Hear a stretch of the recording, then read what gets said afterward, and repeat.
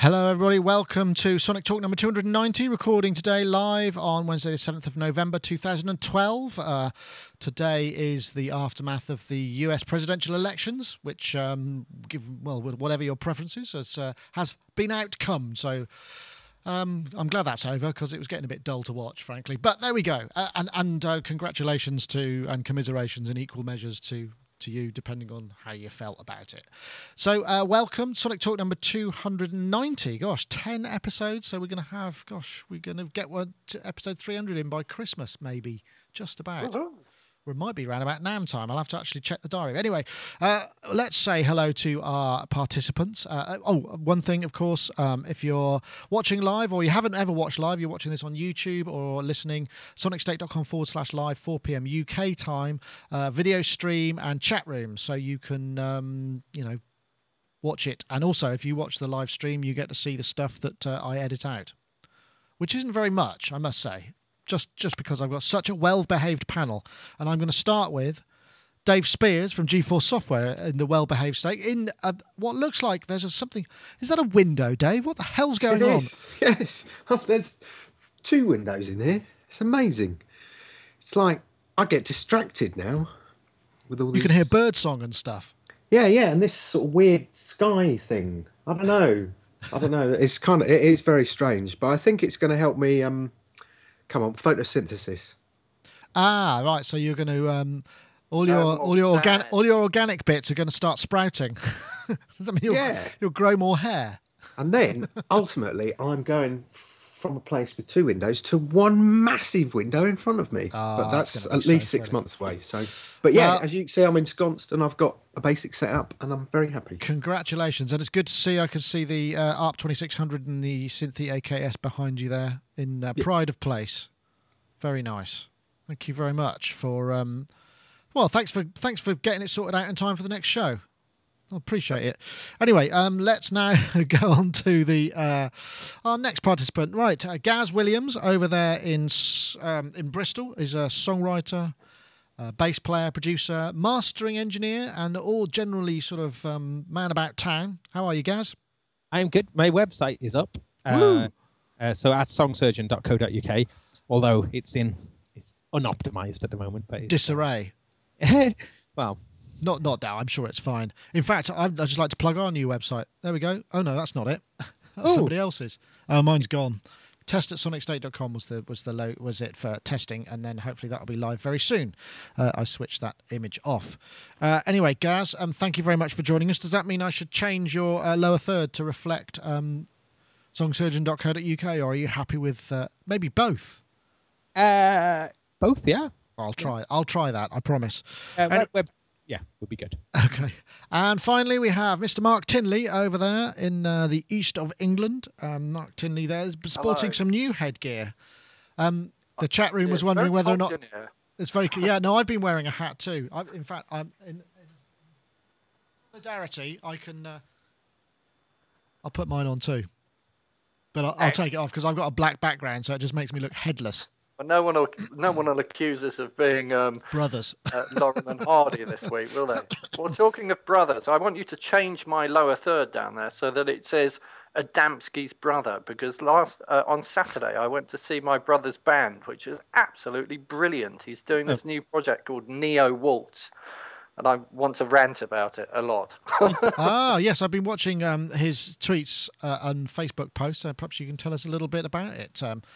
At some point. I don't know how he's done it. He's just taken 4/4 timing, all this 4 on the floor stuff that we've been listening to since like the late 80s, and I'm thoroughly bored of.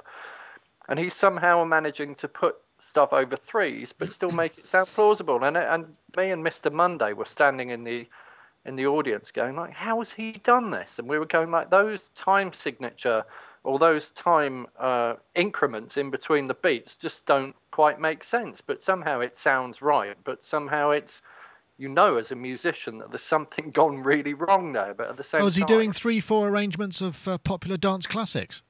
He's doing, all sorts of things. So like I heard ride the rhythm, but it was going over 1 2 3 1 2 3, and how the hell he's done that I don't know. But 4s and 3s, 12 bar cycles, I don't know. Gosh. Well, no, it kind of wasn't. And that's the weird thing. I need to go and look. Where can people see that? Well, he's going to do another show at Chat's Palace in Hackney, which is anywhere in the meantime people can hear it. Yes, neowaltz.com. Neowaltz.com. -waltz.com. Yeah. All right. Okay. Well, thanks very much for that, Mark. We will direct people there in the show notes. Let's start then. What's first? This was something that that Dave sent, and I hope that everybody did get to see it, because otherwise you'll be a bit lost.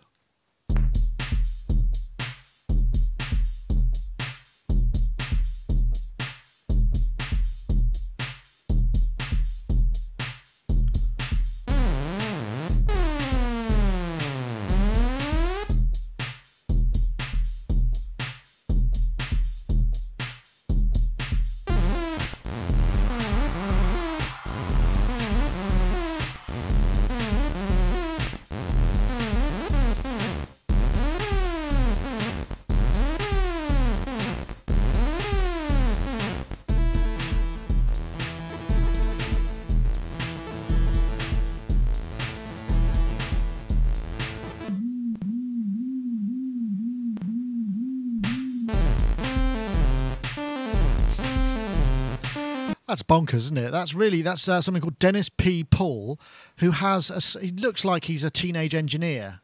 It's all shot in that kind of teenage engineering with kind of that beautiful form and function. And he says this is a serious musical instrument. It rotates. Well, let me show you there. It rotates everything, everyday instruments, everyday object surfaces, scans their surfaces and transforms them into audible frequencies. I'm not quite sure how he gets them in time. I'm guessing presumably the motor that drives it must be in time with the tempo of the loop or something. Perhaps one of you can decipher that for me. But Dave Spears, you sent this through, so you get to comment first. Actually, I was given this yesterday by the lad that I've been using to help me lug stuff around. The lad that I've been using to save my back. And he went, look at this. And I thought, that's brilliant. It's like a sort of barbecue spit roast thing, except it makes sound. And perhaps if you made a giant one and put a pig on it and did that, it would make a really an even more interesting sound. No, I was like, I like this. I like this a lot. It's completely bonkers. It is just completely insane. I like the fact. No, it is a serious musical instrument. Look, and it's sort of an interesting idea. I mean, I would have perhaps gone for some other tones, but. There's some great, just amusing ideas of scanning stuff. But it's got that sort of Scandinavian sensibility, hasn't it? And it's good to see a bit of Lego in there as well. I think you can spot that. I was very impressed by it and just thought, yep, want this. What do you want to scan then, Gaz? What do you think would sound good? Oh, I mean, what would be the criteria? The more kind of ridges and bumps that would have I suppose. I don't really know, to be honest. I mean, it just seems like it's a very fun thing. It's built from aluminium tubes, just to quickly give you a bit of a background. White POM, I don't know what that is, black acrylic glass, high-precision distance measuring laser.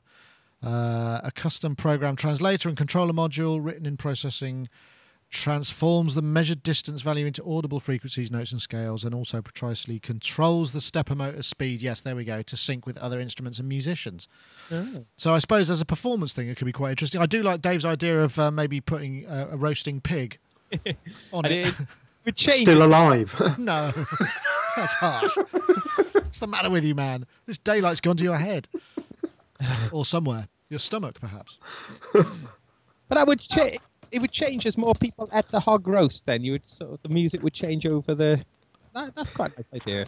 That's just bizarre. You can imagine it at some really posh English festival, couldn't you? Like sort of Henley Regatta or somewhere like that. You'd listen to the tune as the pig gets eaten. Yeah, interesting. I mean, the place where you get those hog roasts.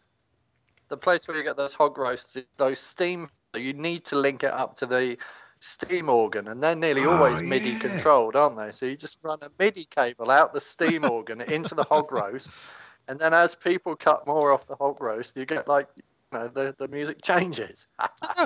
That was me thinking of. Is it Calliope? I don't know how you say Calliope, it. yeah, I think so. I think actually what you should be talking about is as people eat the hog roast, it should just get faster.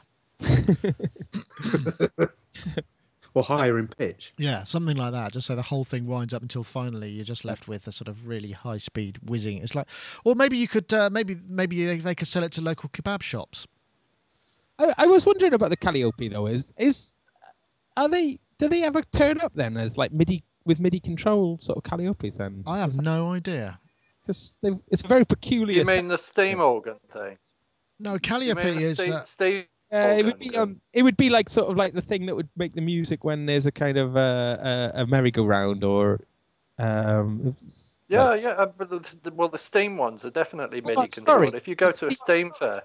Yeah, the steam ones. Yeah, that's right. Yeah, I think that. Yeah, so if you go to a steam fair, they used to be controlled by paper and things with like paper punch kind of cutout things. Yeah. But now they have a MIDI box running them, so they have all of their music on MIDI file, and they just run MIDI into the machine, and it's all controlled with MIDI. So that's funny. I wonder what they use. That's really funny because every time I go to the fair now, I always see just all the people on the waltzers and stuff have SP303s. Little kind of groove boxes with pads on them that just sort of play, hold tight now, come along, nearly ready, and they just sort of press buttons to kind of trigger these. Oh, the rules are to dodge. Exactly, yeah. And so it's interesting how music technology has just completely transformed the carnival circuit. I was kind of thinking of going the other way and playing modern dance hits on a Calliope. Yeah, I'm sure that's possible. You could do that with some synthesizers, can't you? I think the synthesizer ruined the Calliope, didn't it? The Calliope D50 preset just kind of trashed the original instrument. No synthesis wants to go anywhere near that sound now. You could turn up with your own music on a 3.5-inch floppy disk, and you could feed it into their thing and try it out. I could just imagine the conversation you'd be having with the travelling person, carnival staff. No, I've got it on a USB stick. It's okay. I know what I'm doing. Yeah. Perhaps not. There's probably a market for it, though, isn't there? I mean, you could have like the latest Rihanna track or something. I've got a couple of ideas for this hog roasting. Here is like a square dish. So this is like 4 on the floor. Okay, so that's your traditional dance beat. Spin that round, and then we've got these lovely bowls at home here for like dessert, which is triangular. So that would work for Adam's waltz. We could connect that to his sequencer. Oh, why is that not going in shot? There you go. So and also if dish. So that would be like 3/4, wouldn't it? That's just priceless, Mark. I think you've got the beginnings of something there. Maybe that's how he actually came up with the concept. Probably. It's probably it's just undoubtedly. Anyway, that was kind of fun. That's Dennis P. Paul.de, an instrument for the sonification of everyday things. I've got a bit of a frog in my throat today. I don't know where that came from. Haven't been eating anything frog-like. Right. Next. Yes. Now, this is really cool. This is something we saved from last week for Rich, but I was in contact with Rich yesterday, and he was in the aftermath of the Hurricane Sandy and only got his electricity back on yesterday, which means that he couldn't really join us. Minotaur firmware version 2.0. He's got work to do because he's had a lot of time off. For the Minotaur, anyway, check this out. All of our existing customers can download and install this update, and it'll be shipping in all new units. The Minotaur can now store 100 presets right inside the unit. You can unplug it, take it away from the computer, take it on stage, and all of your presets will be there. And in addition, the Minotaur Editor version 2 allows you unprecedented new control for loading those presets into the memory of the Minotaur, arranging and organizing them. In the new Minotaur Editor version 2, we have a redesigned presets panel. You can easily preview all the presets just by clicking on them, and that loads the sound to the panel.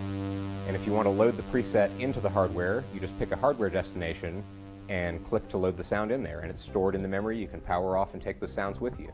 When you're away from the computer, there's a quick way to change presets directly from the panel.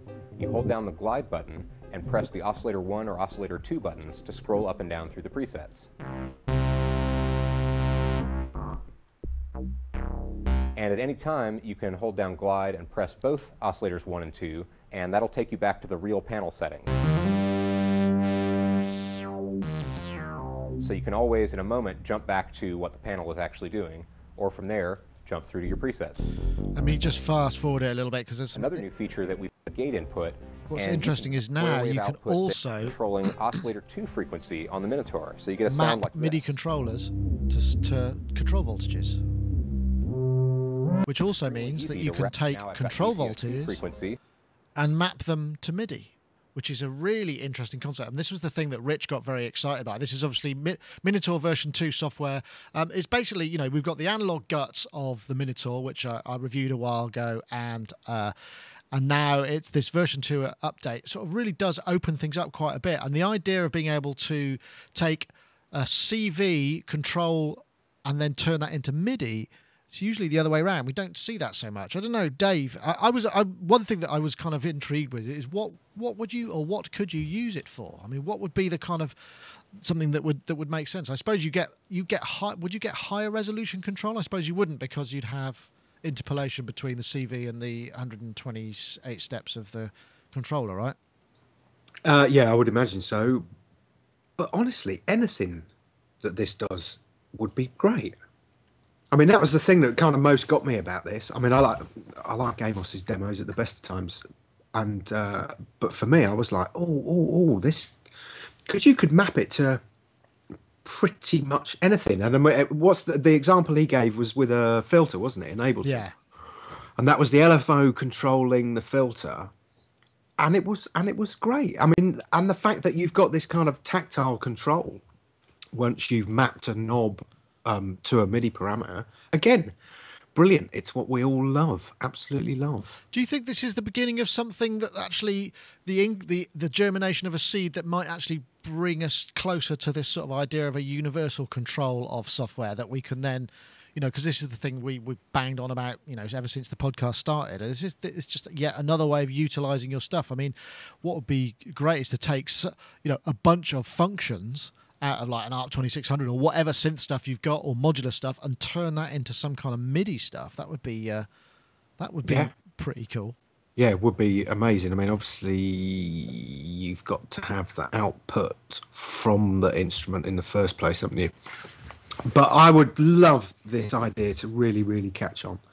I mean, for me, I was just kind of like, there were a couple of things about this. First of all, I had to watch it a couple of times, actually, because I spent quite a long time focusing on the wall behind Amos, going, they look nice, all of those things. And there were a couple of other things that made me giggle a little bit, which was the stepping through the presets and whatnot. It reminded me of a gig that I had a million years ago, dealing with a load of engineers who were kind of going, oh yeah, it can do all of this, but in order to turn it on, you have to stand on one leg, press 3 buttons, and then push this one behind. There was an element of that there. But I mean, as an instrument, I think it sounds great. You were the only person I think I've ever met who's had reservations about this, and wasn't that down to the lack of noise? It was, yes, there was no noise. I don't think it was just that, because that's common on, that's not, Minotaur's not the only thing that doesn't have noise. I think the Slim Fatty doesn't have a noise source either. Or is it the Little Fatty? I forget which one. I know there's one that doesn't as well. I'm trying to remember what it was that, I think it was because it just had a minimum amount of waveforms. But actually, there's something about the OS 2 which allows you to change the intervals of the oscillators more effectively, because you couldn't do that. You couldn't do that by anything other than octaves or a small detune amount. If I recall. Okay. And now you can actually bend one of them sort of wide out of the place. I can't, but and I think that was possibly one of the things. But there's lots of features that are pretty cool in it as well. Yeah, no, very impressed, and this whole version 2 thing is just such a cool step up. Of course, there's more stuff. There's the Akai, oh gosh, what's it called? It's the MX Max 49, which has got CV outs. So that's presumably going to be open it up even more. I don't know if it's got CV ins as well. I'd have to check that. I think maybe it'll do both directions. I don't know, Gaz. I mean, I know you probably don't operate so much in the world of CV and gate, but no, but actually. The reason I was a little bit late coming to the show today was I've just been working with a band who've just been in the charts called The Other Tribe, and we're just looking at MIDI bass triggering, and they've on their album they're just using Massive for all the bass sounds. So we've just been looking at options to recreate that, and looking at how the triggering, what the latency is like of the triggering with the keyboard.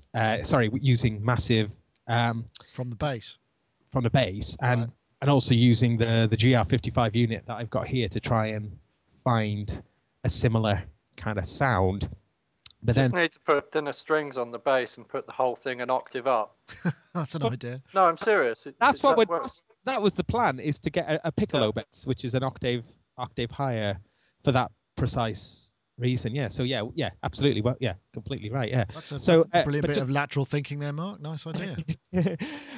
But I was just thinking about this Minotaur though, and just thinking that might be the thing for them to go for, and play. I think that would be, as a synthesizer, it is geared around being a bass synth, isn't it? So I think that the omissions that you're talking about, I think when you're talking about it for playing bass lines. Well, yes, but when we're talking, it's a bass synthesizer in the old school form of, a Taurus. I mean, but nowadays, the sort of, as everybody seems to want a bass sound that sounds like a didgeridoo, it won't really do that. It won't do that. Well, it'll do the wub, but it won't do the scream and that side of things. Actually, that's something. It's a revelation that came to me. I was just listening to a load of. I think I was listening to a dubstep compilation, and everything sounded exactly the same. It was really surprised. I was sort of shocked, because when I first started listening to that kind of stuff, it was really kind of innovative and interesting. But it all just sounds like there's an electronic didgeridoo player on all of it. And it has reached that stage, that particular music genre, hasn't it? Now, the Mini Nova come out with a dubstep genre on there. We talked before. So once a music form has reached that stage, once it's been stenciled onto something, then it's all over. Yeah, then it's time to go somewhere else. Yeah. I wonder where they'll go. That'll be interesting. Neo Waltz. They have to go to Neo Waltz. Okay, Mark. No, I'm serious. I do think it's a viable next step movement. Well, but great. That's not what we're talking about.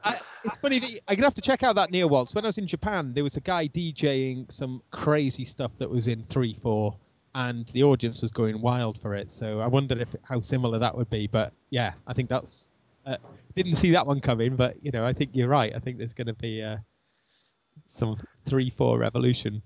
So Mark, got any kind of thrilling uses for this CV to MIDI? I mean, I've always liked CV controlled things, and there's something about the slight instability of electricity that makes those kind of synthesizers much more interesting than the digital ones. So I love the idea of having that kind of control over MIDI parameters, because then it means that you're going to kind of put variances into things that aren't going to work. And like when people program variances in, they never quite work, because they always seem to follow patterns, and they're never quite or random enough, or they don't quite slew off enough in a natural kind of way. So I do think it could be like a really cool thing. I hadn't noticed the lack of noise, though. I think that's a real omission on a synthesizer. Well, I think these days it is actually, because that's such a big. It is actually quite a big factor in a lot of sounds. I mean, I kind of watched the beginning of that video, and I thought, oh yeah, another Moog, and I got halfway through it, and then he started talking about that CV to MIDI thing, and then that's when my ears pricked up, and I started thinking about all the possibilities that could create, and then that's when it sort of started to sound a bit more exciting, really. It's interesting though, because when I was talking to Martin Ware, Heaven 17, which I posted the video on Monday of the chat I had with him, and he was talking about CV just being so tight, and he said that when he was excellent name drop, when he was in Vince Clarke's studio working on the they had a bit of experiment. They put a CV triggered bass drum against a MIDI triggered bass drum, and the MIDI one was just all over the place. And that's basically why it was so goddamn funky, were his exact words, because it was so tight. And I think there's obviously some more to it than perhaps we've kind of given credit to. But that probably also would have been around the time of samplers, and that would depend not just on the MIDI but on the sampler, because I had one of those Roland S 770 samplers, and you could put a 16th hi-hat out of output number 1 and a kick drum out of number 2 and a snare out of number 3. And by the time you had a whole load of stuff running, if you soloed the hi-hat, it just sounded like something just, well, it sounded like something playing on that spinning spit that wasn't in any way, shape or form symmetrical. So I think that's just not 16ths anymore. It was just doing something of its own accord. So it's interesting. I mean, I wonder how you processing. Sorry, carry on. I personally think that Pro Tools is like rock solid tight now. If you put something on the grid in Pro Tools, so if I take kick drums, analog kicks, say, and I put them on a grid on track 1, and then I put the snare on track 2 and stuff. I mean, you've only got to listen to things like that No Doubt. So is it Hella Good? I think the beginning of that song is just so tight, and it stays like that throughout the whole track. So. And that's what you're talking about, quantizing audio rather than MIDI, yeah? Yeah, quantizing audio and putting it on the grid. But that does go wrong sometimes. But if you have a fast enough machine, I think it's tight. I'm wondering about how do you implement swing in CV? Do you know, Dave? I mean, I'm guessing you might have come across that. Is it possible? Yes, it is possible, and oh god, I haven't got the sequencer here, but there is a oh god, it's completely gone from my head. There is a slider on there which will give you some swing, and I would imagine it's like a kind of, you take the waveform and you just like a pulse. Yeah, so it's a pulse width of the yeah. Yeah, I mean, I know it's possible. I'm just curious, mathematically what you have to do, because I mean, presumably you could emulate that by plugging a bunch of stuff up into some LFO modules and do you see what I mean? And just kind of doing it in modular form, what's going on under the hood, and that would make it really tight. And then maybe using something along the lines of the Minotaur, or maybe something which has more channels, you could then do your kick, snare, hat in CV and absolutely bang on time. Yeah, yeah, definitely. I seem to remember in drum machine speak that when you divide everything up into 16ths, in the Roland TR-909, you've got 4 different grooves, haven't you? So you can start to implement different degrees of swing by clicking on those grooves, and they relate to, like, if it was a swing beat, so it added up to 24 and you had 16/8, then the next step would be like 15/9 and then 14/10 and then 13/11, I think. That's right.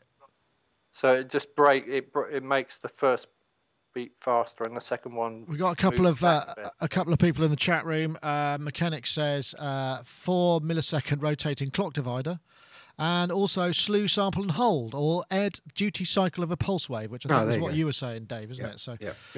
Thank you. Interesting idea. I mean, I'd like to experiment with that, but maybe if we get more of this stuff, then we can start to really kind of get the beats nailed in that way. And that's I'm guessing that's as Redwalk says, that's why the MPC was so popular, because it was just bang on, and the Lin as well.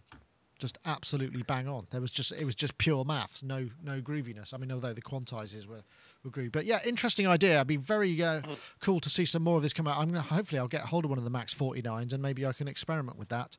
And I've obviously done the Minotaur and it's no longer here, so I can't bring it back in that sense. But before we get on to anything else, it's time to have a word from our sponsor. Oh.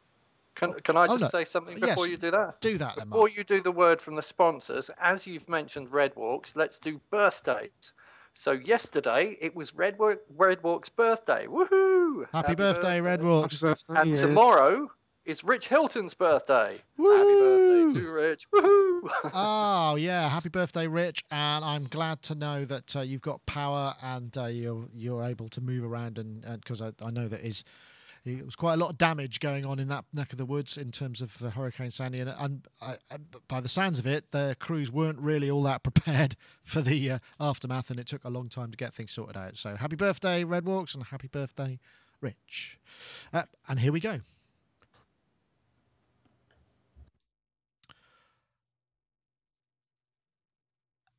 At some point in the future, here we go. This is a note from our sponsor. This is Yamaha, a world of applications. They have so many new apps. Well, current apps, 20 plus apps in the iOS domain. We've reviewed a couple of them on Sonic Touch. There are these performance and play systems. We've got ARP, keyboard, drum app. There's also the synthesizer, synth ARP and drum app, which has had an upgrade recently, which gives you all sorts of sounds, and you can kind of create patterns and what have you in the box without interfacing with external kit. But then Faders XY pad, that sort of things. It will interface with your Motif XS, XF, MOX, S90X, S70XS, Motif XS and Rack XS, and give you kind of performance control and edit control over the various different multi-timbral parts and the levels and the EQ and the effects and the balances and all that kind of stuff. So that's actually really handy to sort of get in, especially if you're using something like the S90X, which has a very small screen. You can access a lot of the parameters in a very visual form. There's also Setlist Organizer, which was something that we also covered in Sonic Touch, which I very much enjoyed. That enables you to send out MIDI program changes out to external MIDI kit and also have notation for your song. So you can send out bank changes and change all the stuff. Use it as the kind of control center for your program changes if you haven't got one of those MIDI keyboards. Anyway, go and check them out at the App Store or uk.yamaha.com. And we thank them very much for their continued sponsorship of the show. Right, next one up. This I thought was pretty awesome as well. This is from our friends over at Future Music, who are in the same town as us, and this is an interview they did, mostly Robot, the kind of Controlerism supergroup that was put together for Native Instruments to showcase their hardware. At least that's what I think. This is at Sonar. They did a performance there, and this is them in what looks like a squash court. Some live beats. And this was what was amazing about this is we'll get past the introduction. Is just the complexity and the customization of his. Amazing setup.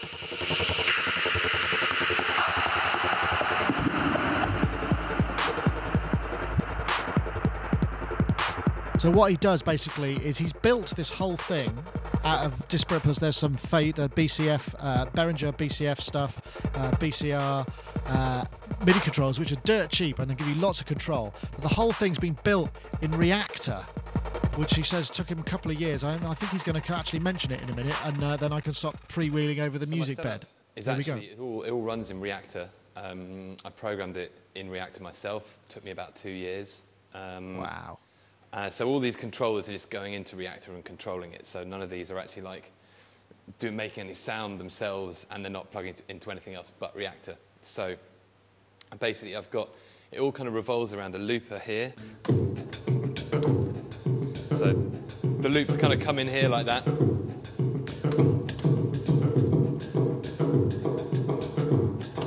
I like the fact that he's got the LEDs kind of working as VUs on the rotaries. That's amazing. I've never seen that before. I'm not going to play too much more because I don't really want to get into trouble with the Future Publishing Group and have them take this down off YouTube. But once again, a brilliant bit of sort of behind-the-scenes video from them. So do check out a lot of their other stuff. I suppose I'm trying to make it all right that we played it in some way, which I'm sure it will. But this is astonishing. I mean, can you... Dave Spears, I mean, just the idea that he's just built that whole thing in Reaktor and this sort of custom just setup of control, I just think it's amazing. He seems like a very talented fellow, and he looks an awful lot like the Olympic gold yachtsman Ben Ainsley. Just that. Not that that's got anything to do with anything. What do you think? Cool? Very, very cool. In fact, I did have to play that at least twice to grasp kind of what was going on. I was like, wow, wow, wow. I mean, the fact that it took him 2 years, but yeah, I mean, what else can I say, really? Brilliant. And the little bit at the end where he does the vocoder thing and starts taking that off into another dimension, that kind of grabbed me. Very talented. Yeah, Brilliant. I mean, obviously, because he's got not only that, but he's also got this system where he does online jams. I think I've got it here.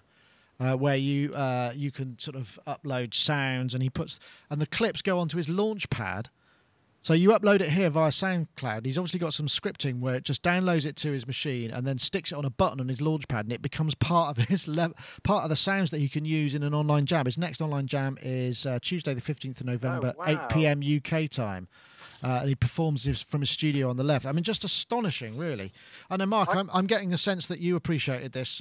Well, I did. Yeah, well, I mean, many years ago, I was in a band with my brother, and I was dubbed the sampling champion of the universe because we had 2 singers, and I just used to take everything, a feed of everything, stick it through a whole load of samplers, and then re-trigger it off from a set of pads.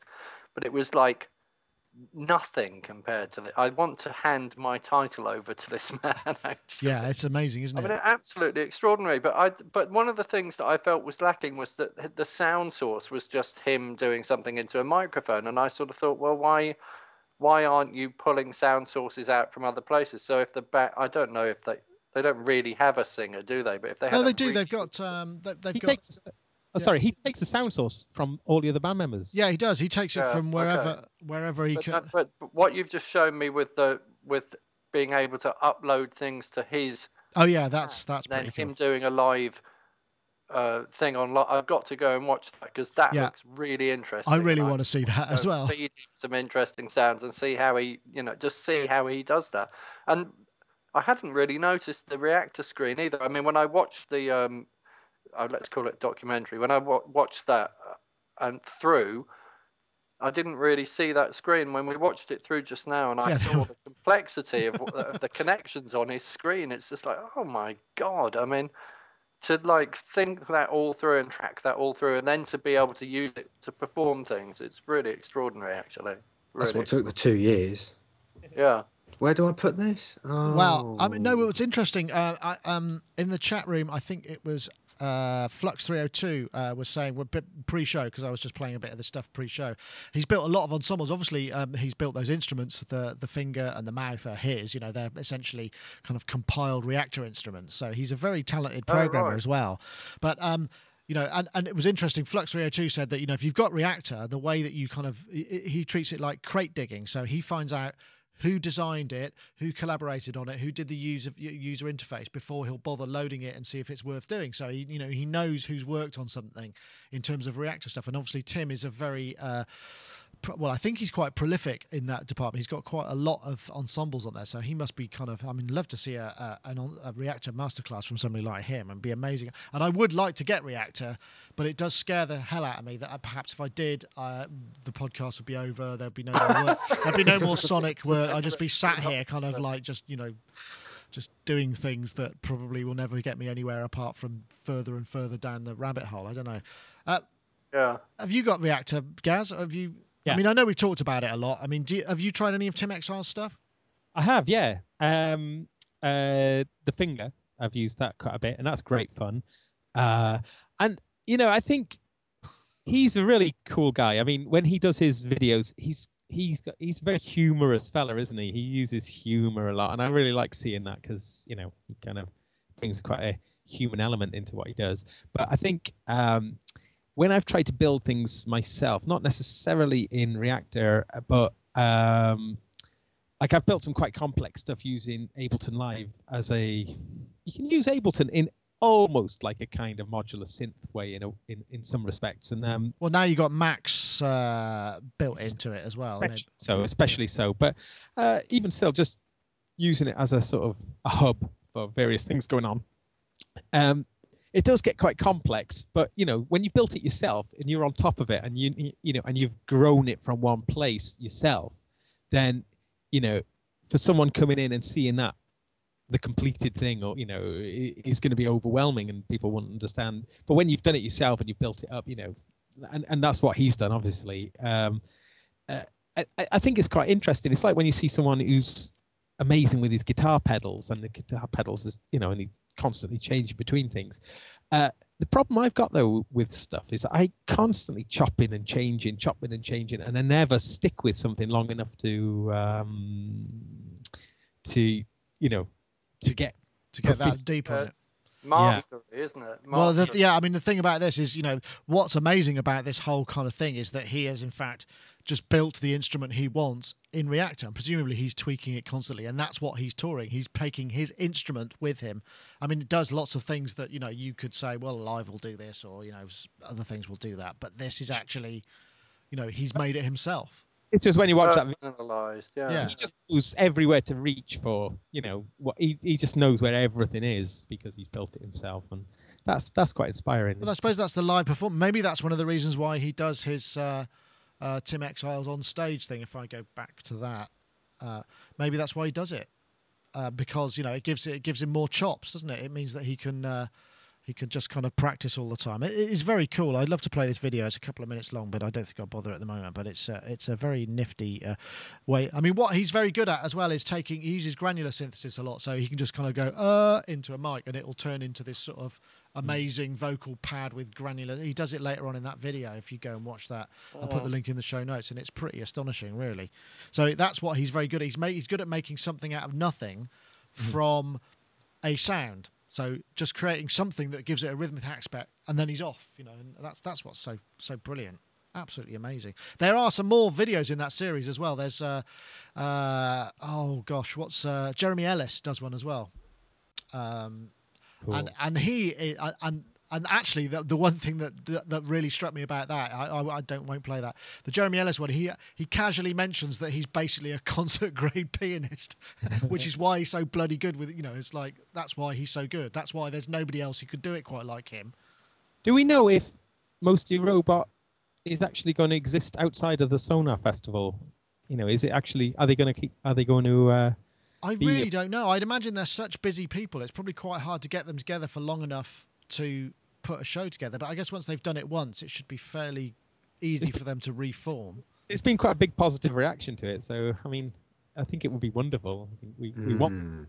I'd love to see them. Well, the thing that's so good about that is that it's got performers who know how to work a crowd in multiples, isn't it? You've got Tim Exile, who apparently live is amazing and gets everybody involved, and I think Jeremy Ellis is probably very similar. Jamie Liddell, I know, is a front man of so I mean, I'm sure there must be a considerable amount of talent there. Maybe that could possibly be its downfall as well, because I mean, we are talking about three massive egos that need a lot of space to be able to do what they do.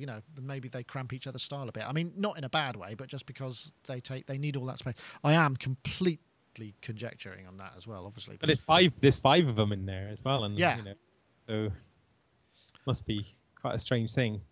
And I reckon, I've seen Jamie Liddell a few times now, and he's a really entertaining guy to watch in concert. He sort of he's so talented, but he's a funny guy as well, and he's I love seeing that within electronic. Quite often electronic musicians are just not fun. Well, particularly when you're talking about working with that sort of technology, you expect them to be the classic checking the email kind of gang, don't you? They're just kind of like this the whole time. Jamie Liddell is just like a joker, and he pulls faces and does silly sort of slapstick sort of stuff on stage. It's very funny. Excellent. Yeah, so good fun. I mean, do check out some of those other ones as well. And again, I'm still what I'm trying to find, and I've been sort of on at Native Instruments every time I meet them when at shows or when they came down to show us the Z2. I really would like to have some quality time with a Reaktor expert. I just go, look, this is the kind of stuff you can do with it, because I don't think people really know, and I don't, and I want to find out, but I don't want to have to learn how to do it to find out. Because I haven't got enough time in my life. But yeah, brilliant one. A brilliant one. Right. Okay. Now this is next. Good morning, everyone. Welcome. It's nice and early to get rocking here at Microsoft. Very excited to be here. Many reasons I'm excited to be here. One of them is because it's great to play for all of you and share some music. The other reason is because they're unveiling some amazing technology which makes my life as a musician that much more exciting.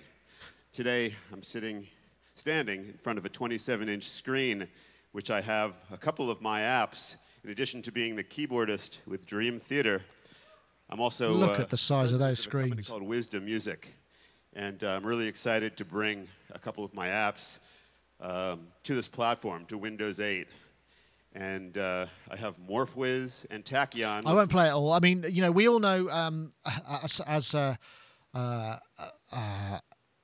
Azia Head just put it in the chat room, endorse master. He's kind of like the ninja of endorsement, and he's a really nice bloke. And it always makes people smile when they see him sort of plugging his wares, because he seems to be everywhere. But I have been reading up about this a little bit, and quite often his endorsements are really only because he's into it and is pushing the touch platform. He doesn't take money for it or anything of that kind of stuff. He just kind of is quite happy to kind of go, this is cool, check it out. I imagine in the case of this Windows 8 thing, there might have possibly been some kind of commercial transaction going on. At least I hope so, because one doesn't do deals with the big corporations like that without some kind of benefits. But really what was exciting about this was the concept of the Windows 8 launch and these giant touchscreens, because I think I wrote a little piece about it, about Microsoft needing musicians, because, and this is precisely why. I mean, I think it probably needs a broader range of musicians to push this as a platform.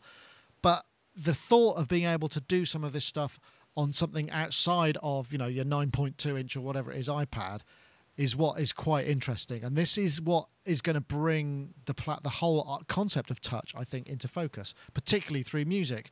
And I know, Gaz, you kind of probably got some fair, we do the Sonic Touch show, and the idea of us being able to do something on a 27-inch touchscreen is a bit more thrilling to me, and it also not being Apple. But I don't know whether or not it's going to get there yet, because I did look at the App Store, and there's not an awful lot of music apps on there yet. But what do you think?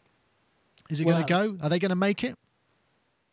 Well, watching the video of Jordan playing this big touchscreen, playing MorphWiz, it looked to be, latency-wise, looked to be quite responsive. So, I mean, that was quite a positive thing. I mean, I mentioned when the iPad Mini came out, saying I want to see an iPad Maxi, and effectively that's what these things look like. And I would be so excited to try some of the apps that I really like on the iPad to expand that. I mean, a good one, I think, straight away that springs to mind would be the PPG generator, just because there's so much information and it's crammed in to the small screen. So, that would be great. But I mean, really, what I always like with the touch thing, I love polyphonic aftertouch is just incredible. And that's one of my favorite things of all that I've experienced with touchscreens. So to be able to sort of have,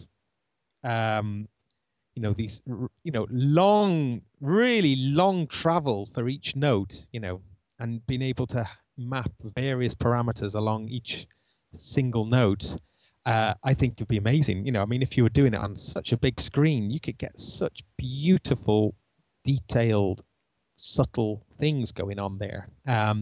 So I think the musical applications are huge with the bigger platform. Well, and also, sorry. No, carry on. I mean, and I think you're absolutely right. And I think it's absolutely critical that they are, because as I put in my piece, I think musical applications are what basically drove the iPad sales, because people could go check this out and people go, wow, that's amazing, because it's something they can relate to. And Microsoft need to do the same thing. But I mean, imagine, the thought of interface design, there's been all these problems that have to be solved just from the touch paradigm. But now being able to break out of this tiny little box, whatever resolution, your finger still covers up X, this much of the screen. On a screen, 27-inch touchscreen, I guess the resolution is going to be no more than 1080 probably, but pretty astonishing. I mean, Dave, you must find, I mean, you haven't done any musical instrument apps, but you must be thinking about the interface side of it from a point. I mean, wouldn't this be quite liberating from a developer point of view to be able to have all of this real estate to work with? Absolutely. I think everything that Gaz says is absolutely spot on, particularly with Poly Aftertouch. I've sourced the Kurzweil MIDI board purely because it had polyphonic aftertouch, because it does give that kind of expression, and this is a very interesting and different way of looking at it. Redwalk says in the chat room, what about, is there going to be a future music disease of Canalis-Carpi syndrome due to touch monitors? I mean, I don't know. I mean, I think that depends very much on... There'll probably be a lot of cold spread around, wouldn't there? A lot of cold, yeah. And also, the other thing is in terms of, hot, sweaty gigs, it's going to be quite hard to be precise. But, yeah, okay, so maybe it's not going to work for live. But, I mean, in terms of a studio kind of, a giant touchscreen, if I'd love to have something like this. I mean, I've got this switching device that I do on my iPad. It'd be great to have a much bigger screen with all this small stuff. But I don't know how much is going to be coming along. I have got an inside contact in the Microsoft Windows 8 kind of music app department, you know, who's basically saying he's working with other well-known brands which have some music apps out for Windows 8 in the remaining months of the year. Altogether, it'll show you that the current Windows software still works fine, but on top of that, they now have a really great touchscreen app story for tablets, laptops, hybrids, all the way through to big screens, which does sound a bit like marketing speak, but, you know, it is. But I think it could be quite thrilling if they could only, you know, break out of the sort of slightly square corporate image and start to bring in some kind of cool... They need to go basically and bung some money at the really hot music app developers, I think, for iOS, and say, look, come and do some of this stuff over here as well. I mean, the one thing I found very, very strange on that video is that on one hand, Jordan, who I know is a nice guy and all the rest of it, was kind of extolling the virtues of this, but essentially he was using a kind of fake pedal steel sound, which was almost enough to make me turn off. But all his, when he went back to his kind of whittle, it was all on a keyboard. So it didn't really, you know, I want to see somebody use it in a kind of new and exciting way. And in a way, we should return to the kind of Tim Exile type vibe, really. Well, yeah. I mean, but you know, can you imagine? You know, yeah, we got the build conference. It's last Monday at 2 o'clock, at 9:30 in the morning or whatever. Yeah, we haven't quite finished the app build yet. Hold on, I think we've got a final working beat. You know what I mean? You can just imagine what was going on behind the scenes there to get it. I mean, I may be wrong, but you know. The Tim Exile thing is the key to it, actually, because Tim Exile spent 2 years learning his system. So he's basically come up with a way of making music that he's kind of created himself. So what you need to find is musicians that are willing to learn their skill on that system. So, for example, if I want to do like touch sensitivity on that, when I press the touch on the screen, depending on what my fingertips are doing, there's no reason why you can't take the information about how much finger presses on the screen and use that as a musical expression. So whoever learns to use that system needs to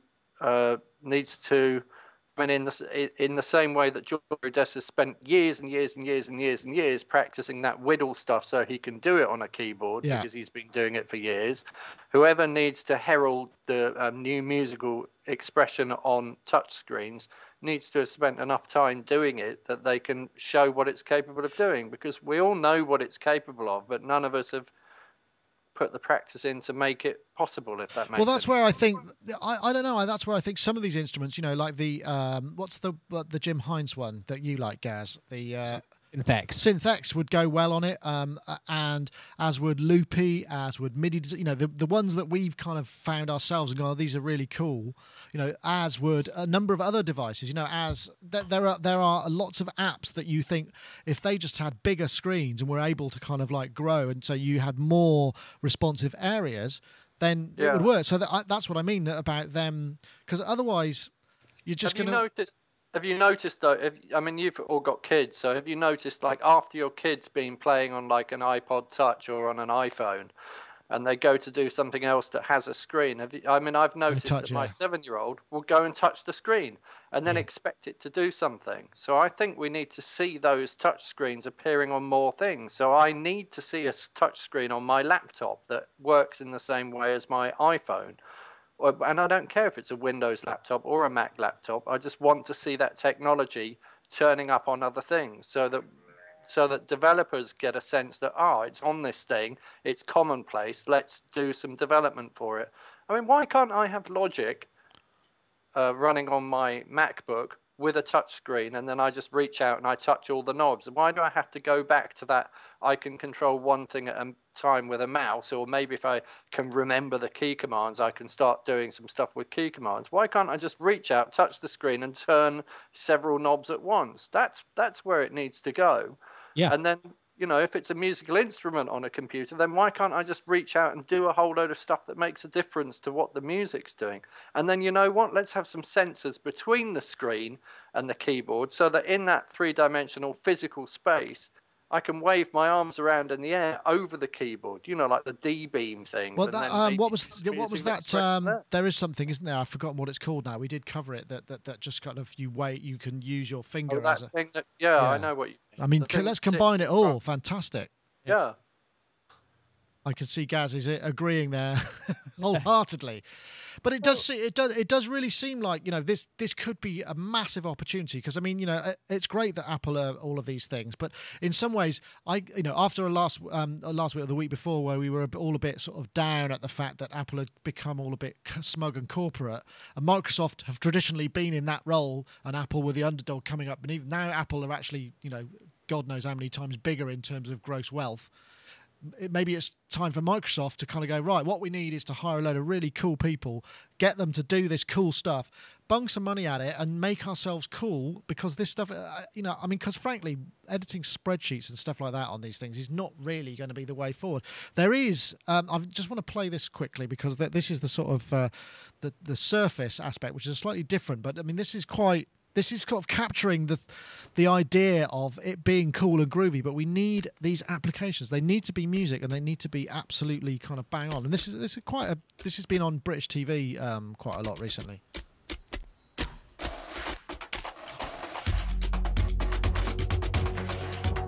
It looks like a lovely piece of design, really does.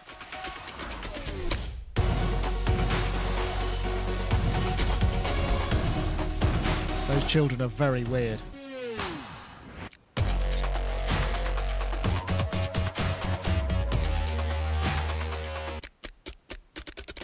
Right, I'm not going to play it all because I'll probably get busted by the copyright police. But, you know, that's what we, you know, that essentially that's kind of the energy that the ad is encapsulating.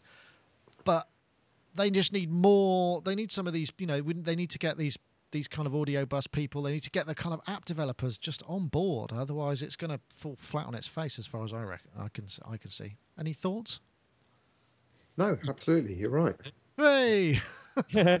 I think what's made the iPad thing and iOS world quite interesting is that people have just been able to develop relatively simply. So, you know, most of the best apps are all created by just one person, or, you know, and that's what they need to have, really, that kind of thing. It's a kind of almost like a, you know, the iOS thing has actually cultivated quite a grassroots style. Exactly. The smart thing to do would be to create a bloody app, an OS X app development environment for Windows applications. For porting iOS across. Really? That would be the smart thing to do. I mean, I can't imagine that would happen, but, you know. But, I mean, sorry, it is that thing, though. I think the cool stuff. I mean, it's in. Oh, sorry, I'm interrupting, but I've just remembered something, and it's interesting you should say about porting iOS to PC. But there is a program which I found on the internet the other day, which will allow you to run iApps on a Windows PC or on Mac OS X. And I discovered it the other day, and it runs like games and stuff like that. So, I mean, if that's possible, there's no I'll see if I can remember what it's called, actually, because... What I was going to say, you see, is I guess that a lot of these interesting developers who have done things on iOS, whether they've got the resources and the time to port them across is probably unlikely in many respects. But and it would be a shame, because, you know, to see these wonderful apps getting wider usage, you know, I'd be really up for. Well, that's what I mean. But I mean, a company the size of Microsoft must have some resources that they could put into solving that problem. And actually, that's what I mean. I think it's all well spending, you know, the millions and millions of quid on glossy TV ads, but really it's got, you know, as I've said, it's the music sector that drives a lot of the cool factor of these things. And I think it's massively undervalued by corporate developers, you know, corporate hardware makers. They don't get it, you know, and I can see that perhaps Microsoft aren't quite getting it yet. Anyway. Oh, here we go. Oh, right, Mark. I found it. So if you do a Google this, I can't remember what the URL is, but it's called BlueStacks App Player. BlueStacks App Player. Right, let's have a look. And it's in alpha at the moment, and it plays. It basically, you load it in, and you just drop your iApps in there, and it will run them. So I was going to do it the other day because I wanted to run Minecraft on my computer, because I got fed up of trying to do it on the iPhone. BlueStacks App Player. Yeah, there you go. So runs there's apps from your phone, fast and full screen on Windows and Mac. Over 5 million people around the world use. Oh, let's have a quick look. BlueStacks comes to a Mac. Let's see what that does. thing.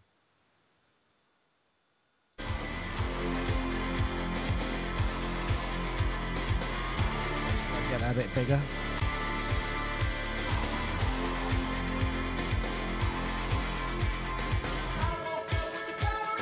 Yeah, get on with it. That doesn't mean anything. That's just a corporate bit of advertising. Well, keep an eye on that. I'll check that out.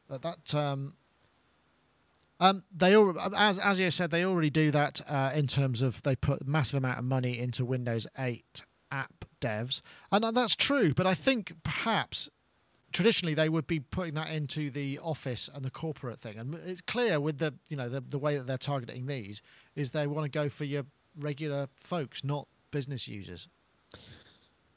So do we know about the Surface, the underlying architecture then? I mean, there's like two versions of Windows 8, isn't there? Then there's the more traditional one, and then there's the RT. Yeah, I've got the specifications for Surface here. It's a 10.6 Full HD display. Let's have a look. It's got 64 gigs or 128 gigs of RAM. I'm not quite sure what it's got with that storage, what the actual... 4 gigs. It's a third generation Intel Core i5 processor with 4 gigs of RAM. Wow. Jesus, wow. That's pretty impressive for that kind of thing. And so, like Microsoft's equivalent to Core Audio, I mean, it used to be like DirectX, isn't it? I'm not sure what it is now. I don't know if anyone can help me out there. I think it's still called DirectX. RT is the closed iOS. It's the same kind of concept, but no big difference. But what's interesting, it's got two 720 HD live cams, front and rear. It's got a full-size USB 3 slot, micro SDXC headset jack, nice. Mini display port.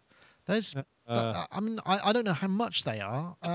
That's all the stuff we wanted to see on the iPad, really, isn't it? It is, isn't it? Yeah, it really is. I should probably check. Anyone can perhaps find out how much they cost. I don't think that... The basic was $499, wasn't it? Pounds? The very basic. That was dollars. Right. I watched the... what was it? It was a review that was linked through Engadget. Oh, yeah, the Engadget one. Right, okay. I'm just looking to see if I've got a...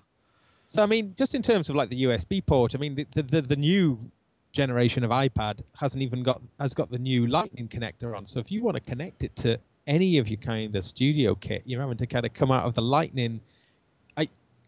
It's become almost impossible at the moment. Well, I wonder whether or not this is another opportunity, isn't it? As Microsoft could actually, by just going, look, here it is, it's all there, just go do your best, rather than no, it's all ours, don't touch that, you need a special connector, you can't have your own power.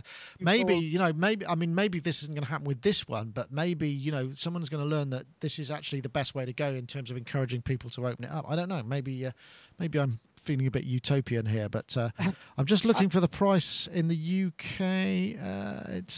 I've got lots of spam articles that $479 for the 32 gig model with a touch cover, and $559. Yeah, I'm rooting for Microsoft here. I can't believe I'd even say that, but no, I mean, it's funny, isn't it?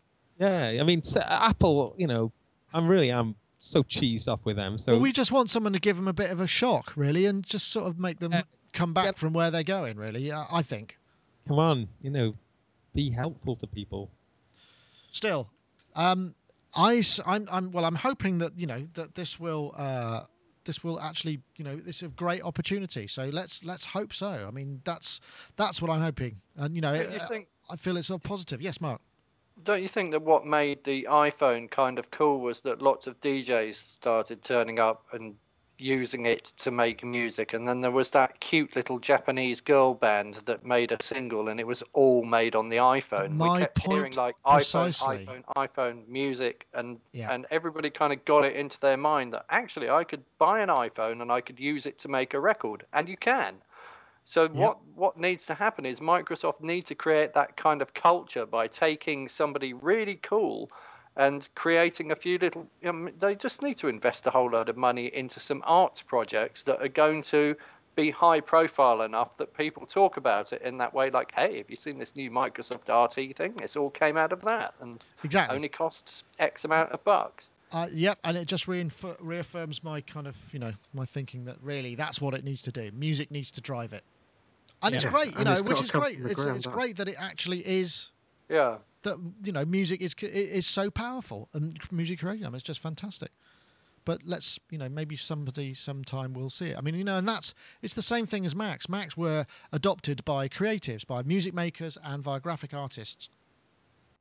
I think it boils down to, in a lot of cases, there has to be a philosophy behind something. So if you've got a scene that goes on that's kind of based around something, and we go back to this kind of Tim Exile thing, he spent 2 years doing that because he needed it to do exactly what he wanted it to do. So it was shaped around him and what he desired, as opposed to the other way around, which sometimes can happen when you deal with companies. I did a whole Roland Microsoft GS developers conference years ago, and it was pretty appalling because you could tell that everybody was there to basically brown nose Roland or Microsoft. So they never got a real picture of anything. They just got a load of guys going, hey, you're great, here's my card, kind of thing. Yeah. Whereas actually just get out of that whole scene and go and discover something that's going on the kind of grassroots level. Yeah. Then you'll become cool. Well, that's a challenge, isn't it? And the thing is, I don't know that a company with such a kind of structure, or as Microsoft, that's very engineer based, is going to have the people around who could find the person to do that. How are they going to even hire someone who does that? Because they're not necessarily in that mindset in the first place. It's going to take some fairly radical influence for them to get that right. Whereas as you had in the chat room said, Apple just have a better marketing department.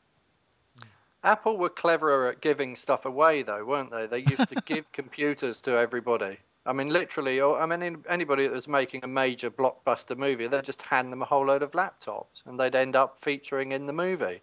So the amount of movies you see where this Apple logoed computer happens to be sitting on a desk, like think of like Minority Report or things like that, and they just would kind of hand computers out. Yeah, so product placement. It's the same thing. Microsoft can't do that though, can they? It's Microsoft product placement. Is an operating system and not a product. Yeah. Well, no, they have, because they are making the Surface, Microsoft Surface. Right, so they just need to start giving it to people. So, and well, I think agree. They should start with us. I think. Here we go. Right here. I mean, I would love to be. I mean, I would really love to be able to go on Sonic Touch and just kind of go, look, we've just had this in. And to be able to show something very cool on it. I mean, I don't know if there is anything very cool to show on it at the moment. Desperate to do it. I really want to get some distance from Apple, so please let's do it. Well, we'll have to see, but it's. Well, we'll have to see what transpires. But yeah. Anyway, time's marched on, and it's pretty much time for us to say goodbye, because I've got to get all of this back online and go and make sure the server hasn't fallen over in the meantime. So I want to say thank you very much to all our guests. A very interesting discussion, and I think covered some good topics this week. And great to see you there, Dave, in your new room, and the fact that the internet is holding up. That's just absolutely fantastic. So that's amazing, isn't it? The fastest I've got out of it is like 179 or something on a download. So yeah. Who's your provider? BT, but I am I'm in the wilds up here. So you're at the end of the line, but they're probably not traffic shaping. So they said, well, the engineer came yesterday, and I was like, I really need it for tomorrow because we've got this thing, and he said, I can't really do anything about that, but what you do is you give it 5 days, and then you call them and say, can you turn it up, please? Because at home I was getting 20 megs, but right. Here. Yeah, no. At the end of the line. Are you on Infinity? No, I don't know. So I just took a year's contract out knowing that it wasn't going to last a year, as it were. Oh, well. Anyway, Dave, thank you very much for joining us. G4 Software. Do check out their fine instruments and Reason rack extensions and the like.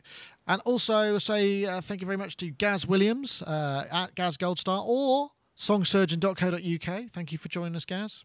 Yeah, can I just a little question, actually, if anyone can help me here. I've just done this website now, and I've done it on Wix after Dave told me about it.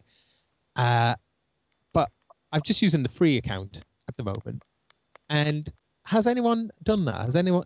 Because it's really slow when you try and load the page up. So if you upgrade it, does it improve the... I don't know. I kept the freebie one on mine, and it seems okay. Unless they're getting tons and tons and tons of users now, and it's all starting to slow down. Yeah, so that was just a little query, wondering whether... They do a dynamic kind of thing on the server, don't they? It's like a dynamic cloud thing, and I think it slows down, doesn't it? So maybe if you paid, they might put you on a different priority box. I mean, I have exactly the same problem with I'm with EUK host, and it used to be really fast, and then they changed to this dynamic cloud system thing, and now. Oh, there you go. Once somebody's loaded the first page, in other words, once it's told the server that it needs some bandwidth, I think then your other pages should load fairly quickly. It's just that initial bit, isn't it? Do you find that all? Looking good, Gaz. I don't think that's too slow. Very good, yeah. Okay. Yeah, and also all the kind of, like, I put a forum on there and I put like a Tumblr feed, but none of those worked on the... I don't know about that. We'll have to. I might be able to have a look at it for you. But I was just wondering if any other users, if anyone else, listeners, had used it or knew. But that was cool. Thanks anyway. That was okay. All right. Well, cheers then, and I'll also say thank you very much to Mr. Mark Tinley over there, likebeing.com, or Neo Waltz, as he's now going to be. Go and check out his brother's work. You've seen the light. It's 3.4 over 4.4. I have seen the light. Yeah, absolutely. I have everything. They were all doing this actually. Is that it? Is that the? I know. The sign? That way. I need to go that way. Yeah. Everybody in the audience kept doing this, and then Adam kept saying, "We are Neo Waltz," and sticking 3 fingers up like that, and then everyone else was doing it. So branding. I was thinking, wow, it's branding, this isn't it? Really cool, because it's like a whole movement. It's not just music. It's like music, a dance, and then a whole culture. And you should check out the model that he's got singing with him as well, because she's absolutely gorgeous. And I think she danced with Coldplay at the end of the Paralympics or something. Her name's Victoria Modesta. Ah, I've heard of it. Right, here we go. I'm going to play a bit. That sounds like 3/4. Something's going to happen in a minute. Here we go.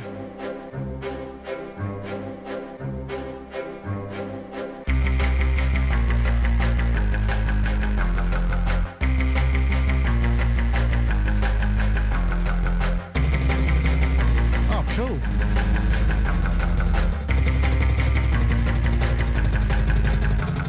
Forget the pen, it's a laptop, and I can't stop, and I won't stop typing, browsing, surfing, scowling, clicking off. Man, that is a head. Yeah, good. I like that. That's great. You hear it like 4/4 in a way. And it's got a sort of dance to it. It's like, no, hang on, there's something. It's got a kind of dubstep vibe, hasn't it? Half tempo kind of thing. Well, check it out, neo-waltz.com. Anyway, that is Sonic Talk number 290 over and out. Thank you very much for listening.